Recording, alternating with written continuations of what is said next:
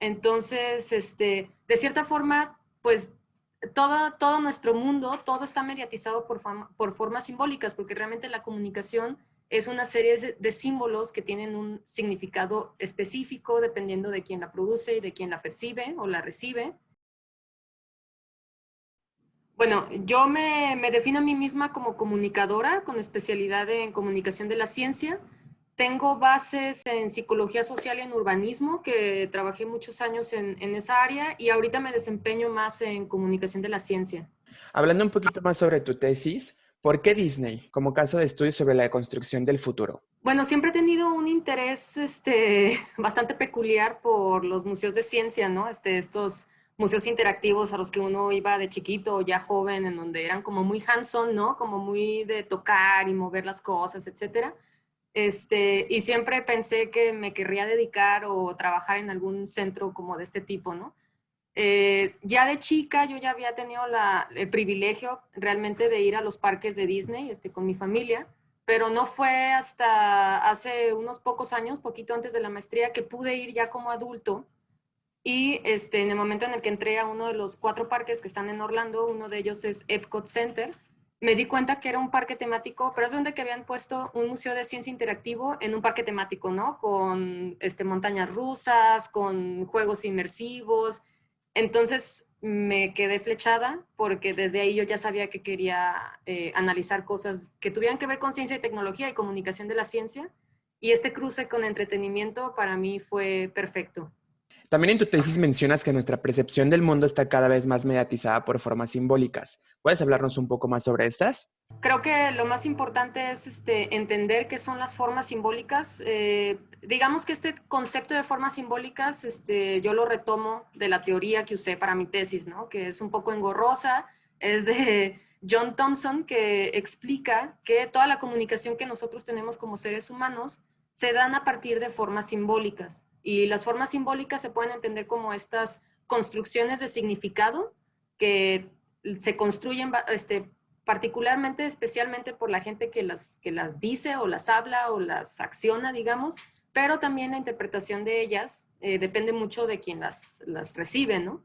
Entonces, de cierta forma, pues todo nuestro mundo, todo está mediatizado por formas simbólicas, porque realmente la comunicación es una serie de símbolos que tienen un significado específico dependiendo de quién la produce y de quién la percibe o la recibe, y también dependiendo fuertemente, que esa es la parte que más me gusta de esta teoría, depende mucho del contexto sociohistórico, ¿no? No es lo mismo que un mensaje aparezca en la década de los 50 a que ese mismo mensaje se transmita y se ha consumido ya ahorita en esta década del 2020. Muy bien, muy bien. Oye, también supimos que estuviste algún tiempo en Europa. ¿Puedes platicarnos qué estabas haciendo por allá en el tiempo que estuviste?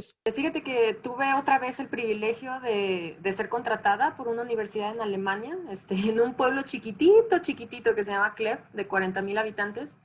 Y me contrataron porque justamente en esa universidad tienen una de las pocas licenciaturas a nivel mundial de comunicación de la ciencia. O sea, quien entra ahí sale como comunicador de la ciencia, licenciado en comunicación de la ciencia. El medio tiempo de mi trabajo era para ser profesora y dar clases dentro de la licenciatura en comunicación de la ciencia. Entonces era un tanto administrativo, también un tanto docente, y el otro 50% que no es que sea más importante, pero fue el que más frutos me dio. Fungía como oficial de comunicaciones en un proyecto muy importante de la Comisión Europea. La Comisión Europea tiene millones y millones de euros para invertir en proyectos socialmente pertinentes y ellos le están apostando mucho a esta modalidad de la ciencia para la gente, ¿no? Por y para la gente, para resolver necesidades sociales. Eso es como, si tu proyecto de ciencia y tecnología resuelve problemas sociales, te lo vamos a financiar, porque eso es lo que nos interesa.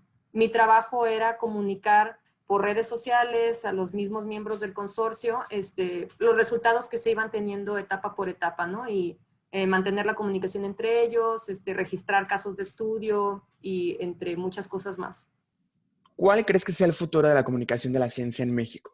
Yo creo que tendríamos que apostar, los que ya estamos en este campo y en esta disciplina, a una profesionalización, ¿no? De todos aquellos que quieran realmente dedicarse a esto, tanto a gente que profesionalmente se dedique nada más a esto, como también hacerlo como una disciplina de tronco común para todas las carreras en todo el país, ¿no? Creo que seas ingeniero, seas comunicólogo, seas psicólogo, necesitas saber de comunicación de la ciencia porque es una herramienta básica y es una herramienta que le ayuda mucho a la gente, tanto a ti como profesionista, como a las personas con las que estás trabajando. Yo creo que el futuro sería eso, apostar por una profesionalización de la disciplina y obviamente a largo plazo que o sea, nosotros como comunicadores de la ciencia podamos lograr que la ciencia entre en la toma de decisiones de políticas públicas, ¿no? Que generalmente o se deja de lado o no se le da tanto peso como a otros factores que pueden ser ya más de corte económico o político.